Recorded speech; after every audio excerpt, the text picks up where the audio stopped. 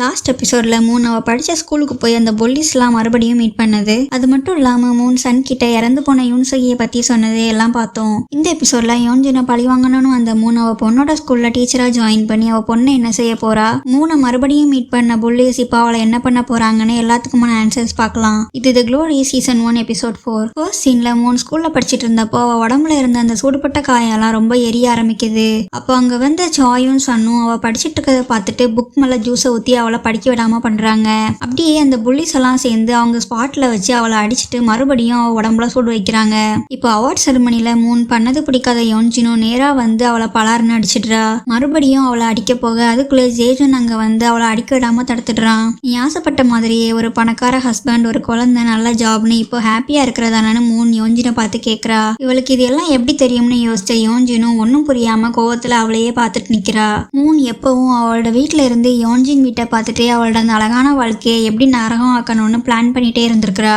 Moon பேசுறதெல்லாம் கேட்ட யோன்ஜினுக்கும் கோவம் அதிகமாக ஜேஜுன் அவளா தடுத்து இவளை நம்ம எதுவும் பண்ண முடியாது, இங்க நிறைய பேர் இருக்காங்கன்னு சொல்லிடுறான். நீங்க யாருமே இன்னும் கொஞ்சம் கூட மாறல, இப்பவும் ஸ்கூல்ல இருந்த மாதிரியே ரொம்ப க்ளோஸா இருக்கீங்க, இதை பார்க்கும்போது எனக்கு ரொம்ப பொறாமையா இருக்குன்னு சொல்ல ஜேஜுனும் ஆனா நீ நல்லாவே மாறிட்ட, ஸ்கூல்ல பிளாக் அண்ட் ஒயிட் பிக்சர் மாதிரி இருந்துட்டு இப்போ கலர்ஃபுல்லா இருக்கிறான்னு மூணை பார்த்து சொல்றான். அதுக்கு மூணும் ஒன்னாலதான் கலரே பார்க்க முடியாது, அப்ப எப்படி நான் கலர்ஃபுல்லா இருக்கிறேன்னு சொல்றேன்னு கேட்க அங்க இருந்த எல்லாரும் பேச முடியாம வாயடிச்சு போய் இருக்கிறாங்க.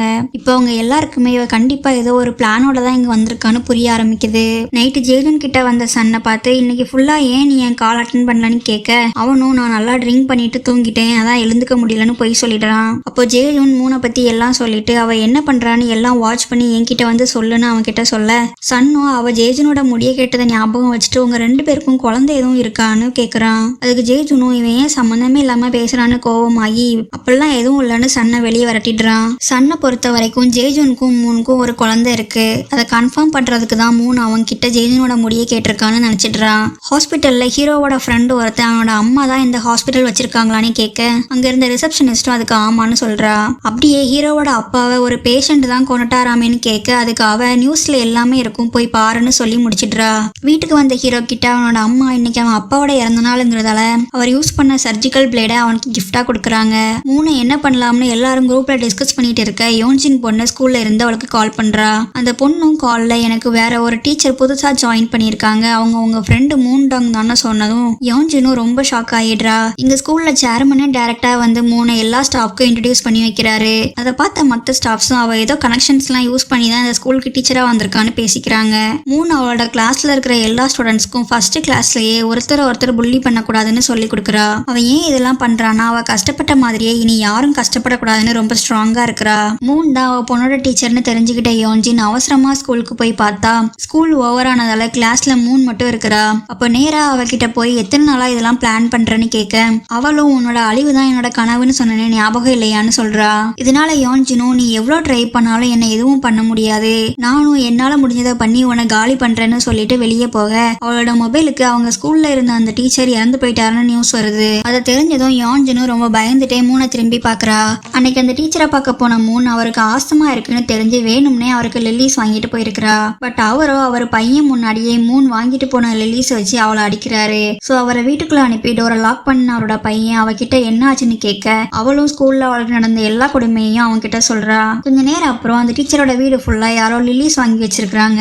இதெல்லாம் யாரு வாங்கி வச்சிருப்பாங்கன்னு யோசிச்சு அந்த டீச்சரும் அங்க அவன் பையன் நிக்கிறத பார்த்துட்டு அதை எடுத்து வெளியே வைக்க சொல்றாரு. அவன் அப்பா பண்ணின எல்லாத்தையும் மூன் வெளியில சொன்னா அவனுக்கு வேலை கிடைக்காம அவன் லைஃபே வேஸ்ட் ஆகிடும்னு பயந்து அதுக்காக அவனோட அப்பாவை கொல்ல முடிவெடுத்திருக்கான். அங்க இருந்த லில்லிஸை ஸ்மெல் பண்ண அவரும் கொஞ்ச நேரத்திலேயே மூச்சு விட முடியாம இறந்தும் போயிடுறாரு.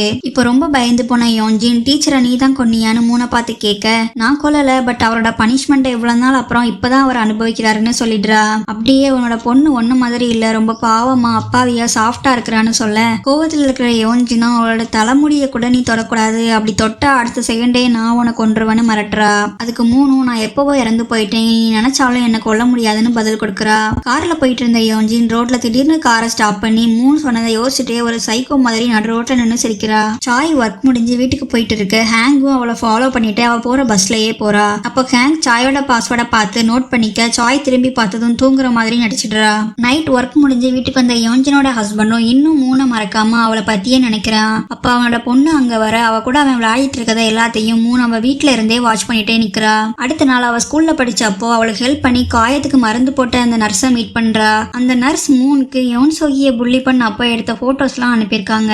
மூனை புள்ளி பண்றதுக்கு முன்னாடி அந்த யோன் சோகியை தான் எல்லாரும் புள்ளி பண்ணிட்டு இருந்திருக்காங்க. பட் அவ இறந்து போனதும் அதெல்லாம் சைட்ல நின்று பார்த்த மூனையும் லாஸ்டா புள்ளி பண்ண ஆரம்பிச்சிருக்காங்க. சோ இதெல்லாம் கேட்ட அந்த நர்ஸும் உனக்கு தேவையான எல்லா ஹெல்ப்பும் நான் பண்றேன், எப்படியாச்சும் நீ தொடங்கினதை நீயே முடிச்சிடுன்னு சொல்றாங்க. இப்போ சன்னை மீட் பண்ண வந்த மூன் எல்லார்கிட்டையும் என்னை பத்தி சொல்லலையான்னு கேட்க அவனும் இல்ல, பட் நீ என்னை ஏமாத்துறன்னு எனக்கு தெரிய வந்துச்சுன்னா அடுத்த செகண்டே இந்த உலகத்துல நீ இருக்க மாட்டேன்னு மிரட்டுறான். அப்படியே வா சாப்பிட்டுட்டே பேசலாம்னு அவளை சாப்பிடவும் கூட்டிட்டு போறான். பட் மூன் அந்த சாப்பாடை டச் கூட பண்ணி பார்க்கல. அப்போ சன் சாரா ட்ரக் எடுத்துக்கிற லிஸ்டும் சாய் டேட் பண்ற பணக்கார ஆளுங்களை பத்தின டீடைல்ஸ் எல்லாத்தையும் மூன் கிட்ட கொடுக்கறான். அப்படியே அவன் கொடுத்த ஜேஜுனோட முடி அந்த குழந்தை கூட மேட்ச் ஆகிச்சான்னு கேட்க அவளும் 100% மேட்ச் ஆகிட்டுன்னு சொல்றா. அந்த குழந்தை யாருன்னு இப்போவாச்சும் சொல்லுன்னு கேட்க குழந்தை மேட்டரை நான் பாத்துக்கிறேன், நீ இந்த மார்ச்சரிக்கு போன்னு ஒரு அட்ரஸ் அவன் கிட்ட கொடுக்கறா. நான் இது எல்லாமே காசுக்காக தான் பண்றேன்னு சொன்ன சன்னும் மூன் கொடுத்த அட்ரஸ்ல இருக்கிற மார்ச்சரிக்கு போய் பார்த்தா 2004ல அவங்க ஸ்கூல்ல படிச்ச அப்போ இறந்து போன யூன் சோகியோட பாடி அங்க சேஃபா இருக்குது. அப்போ அங்க இருந்த டாக்டரும் இந்த பாடி ரொம்ப வருஷமா இங்க இருக்குது, போலீஸும் சூசைட்னு கேஸை க்ளோஸ் பண்ணிட்டாங்க. பட் இந்த பொண்ணோட பேரண்ட்ஸ் பாடியை வாங்காம இங்கேயே வச்சுட்டு போயிட்டாங்க. அவங்க கன்சென்ட் இல்லாம பாடியை டிஸ்போஸ் பண்ண முடியாது, அதான் அதை அப்படியே இங்க வச்சிருக்கோம்னு சொல்றாரு. இதெல்லாம் கேட்ட சன் பாடியை நான் பார்க்கலாமான்னு கேட்க அது இப்போ பார்க்கக்கூடிய நிலைமையில இல்ல, சோ பார்க்க வேணாம், நீங்க எப்படியாச்சும் இந்த பொண்ணோட பேரண்ட்ஸை கன்வின்ஸ் பண்ணி பாடியை வாங்கிட்டு போக சொல்லுங்கன்னு சன் கிட்ட சொல்றாரு. இப்போ சிரிச்சுட்டே வெளியில வந்த சன் எனக்கு நிறைய காசு கிடைக்க போகுதுன்னு சொல்லிட்டே வெளியே போக அதே நேரம் ஹீரோவும் அவனை கிராஸ் பண்ணி அந்த ஹாஸ்பிட்டலுக்குள்ள போறான். அங்க அவனுக்கு நல்லா தெரிஞ்ச பேஷண்ட் ஒருத்தரை காணுமேன்னு சொல்லி கேட்க அவர் ஆல்ரெடி இறந்து போயிட்டாருன்னு அங்க இருக்க நர்ஸ் எல்லாம் சொல்றாங்க. இந்த நியூஸ் தெரிஞ்ச அவன் வேகமா ஃபினரல் ஹாலுக்கு ஓடி போய் அவர் போட்டோவை பார்த்து வெளியில நின்று அழறான். யோன்ஜின் அவளோட பொண்ணு எப்ப வீட்டுக்கு வருவான்னு வெயிட் பண்ணிட்டு இருக்க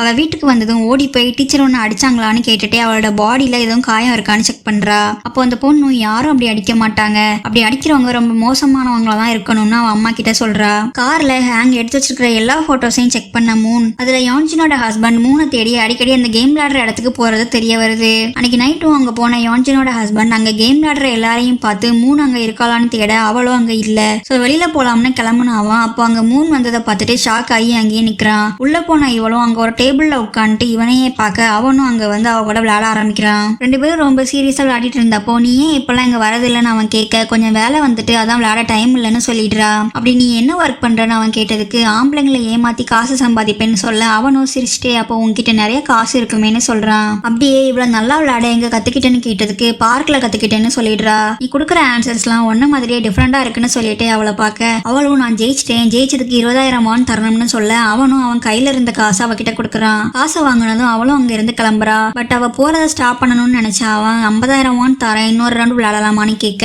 அவளோ அது இல்லீகல்னு சொல்றா. இல்லீகல் தான், பட் விளையாடலாமான்னு மறுபடியும் அவகிட்ட கேட்க இவளும் சரின்னு சொல்லிடுறா.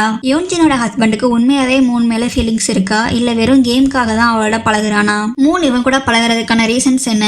யுன்சோகியோட பாடி ஹீரோவோட ஹாஸ்பிட்டல்ல ஏன் இருக்கு? அவன் மறுபடியும் மூனை மீட் பண்ணுவானான்னு இது எல்லாத்துக்குமான ஆன்சர் நெக்ஸ்ட் எபிசோட்ல பார்க்கலாம். நீங்க இன்னும் நம்ம சேனலை சப்ஸ்கிரைப் பண்ணலாம். சப்ஸ்கிரைப் பண்ணிட்டு நெக்ஸ்ட் எபிசோட்காக வெயிட் பண்ணுங்க.